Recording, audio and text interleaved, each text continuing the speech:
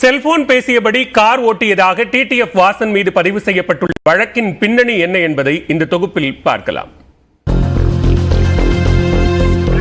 Bike லைசென்ஸுக்கு ஆப்பு வச்சா என்ன, car licence வாங்குவோம்னு அடம்பிடித்து அதற்கு எல்எல்ஆர் எடுத்துள்ளார் டிடிஎஃப் வாசன்.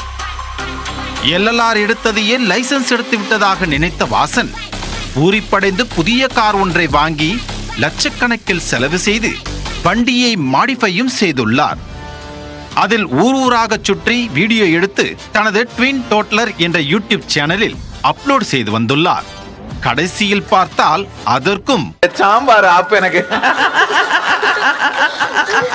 டிடிஎஃப் வாசன் கடந்த மே 15ஆம் தேதி சென்னையிலிருந்து திருச்செந்தூர் செல்லும் வழியில் மதுரை வழியாக தூத்துக்குடி சென்றார். இரவு 7:50 மணிக்கு மதுரை வண்டியூர் டோல்கேட் பகுதியில் TN40 AD 1101 என்ற எண் கொண்ட அந்த காரை அஜாக்கிரதையாகவும் கவனக்குறைவாகவும் பொதுமக்களின் உயிருக்கு ஆபத்து ஏற்படுத்தும் விதமாகவும் செல்போனில் பேசியபடியே ஓட்டியுள்ளார். லடாக் ட்ரிப் குறித்து தனது நண்பர்களுக்கு போன் செய்து பேசிக்கொண்டே ஒரு கையில் காரை ஓட்டியதை காரின் டேஷ்போர்ட் கேமராவில் பதிவு செய்து தனது யூடியூப் சேனலில் அப்லோட் செய்துள்ளார். கிட்டத்தட்ட 3 லட்சத்திற்கும் அதிகமானோர் அந்த வீடியோவை பார்த்துள்ளனர்.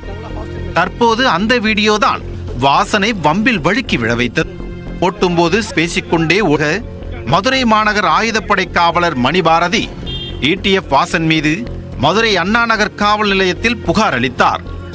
அந்த புகாரின் கீழ் டிடிஎஃப் வாசன் மீது மே 28ஆம் தேதி அன்று 7 பிரிவுகளின் கீழ் வழக்கு பதிவு செய்தனர்.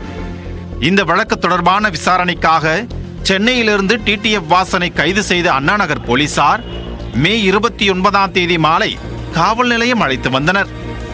சம்பவம் தொடர்பாக வாசனிடம் போலீசார் தீவிர விசாரணை மேற்கொண்டனர்.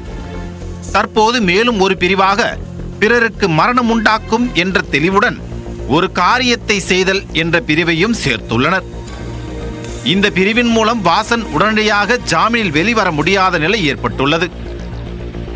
பைக் லைசென்ஸ் 10 வருடத்திற்கு தடை செய்யப்பட்ட நிலையில் எல்எல்ஆர் பெற்று கார் ஓட்டி வரும் வாசன் மோட்டார் வாகன சட்ட விதிகளை மீறியதாக கைது செய்யப்பட்டிருப்பது சலசலப்பை ஏற்படுத்தியுள்ளது. மேலும் அவரது நண்பர்களையும் பெரும் சோகத்தில் தள்ளியுள்ளது. விசாரணைக்கு பின்னர் வாசனை நீதிமன்றத்தில் ஆஜர்படுத்தி போலீசார் அவரை சிறையில் அடைக்க உள்ளனர். என்ன பார்த்துதான் மக்கள் கெட்டு போறாங்கன்னா, வீதிக்கு ஒரு டாஸ்மாக் இருக்கு, அதை பார்த்து கெட்டு போக மாட்டாங்களா? நான் யாரோட உயிரையும் இது பண்ணல. 308